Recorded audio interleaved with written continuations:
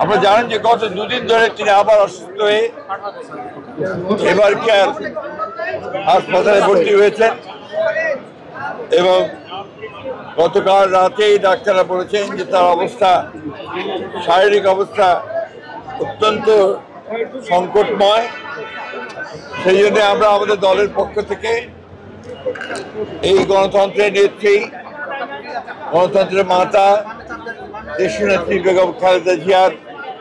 রোগ মুক্তির জন্য সারা দেশের জনগণের কাছে 5 জুমা আমরা দোয়া চেয়েছিলাম এবং সারা দেশের মসজিদে মসজিদে সেটাই আজকে আমরা এখানে এই নয়াপল্টনের মসজিদে নামাজ আদায় করে আমরা সবাই দেশনেত্রী বেগম খালেদা জিয়ার রোগ মুক্তির জন্য পরম করুণাময় আল্লাহ তাআলার কাছে দোয়া চেয়েছি। আমরা দোয়া চেয়েছি তিনি যেন আল্লাহ তাকে সম্পূর্ণ সুস্থ করে দেন, সুস্থ অবস্থায় আবার জনগণের মাঝে ফিরে এসে তাকে দেশের মানুষের কাজ করার সুযোগ দেন।